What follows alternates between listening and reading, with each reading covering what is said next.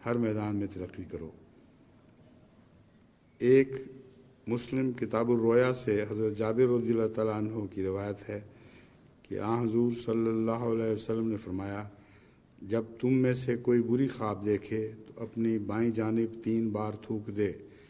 اور شیطان سے اللہ تعالیٰ کی 3 بار پناہ چاہے، اور جس پہلو پر لیٹا ہو وہ بدل لے۔ اب اس میں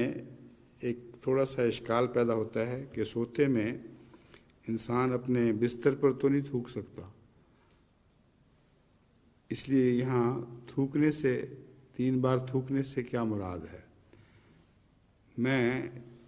اس سے یہی مراد سمجھتا ہوں جیسے انسان کسی چیز پر تف کرتے ہوئے اسے کہتا ہے تھو تھو تھو،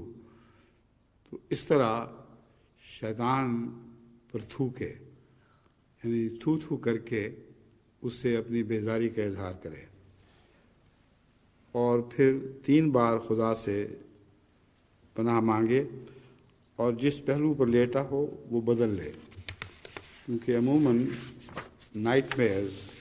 جو رات کو ڈرونی خوابیں آیا کرتی ہیں وہ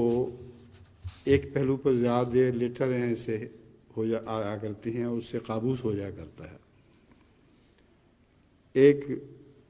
موطا امام مالک کتاب الجامع سے روایت لی گئی ہے کہ حضرت یحییٰ بن سعید روایت کرتے ہیں، اور یہ بہت ہی ایک دلچسپ روایت ہے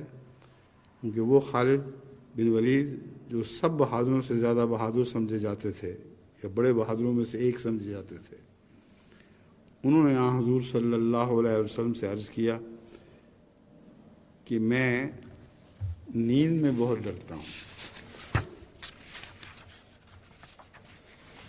آپ نے فرمایا کہ یہ پڑھ لیا کرو، اعوذ بکلمات اللہ النامۃ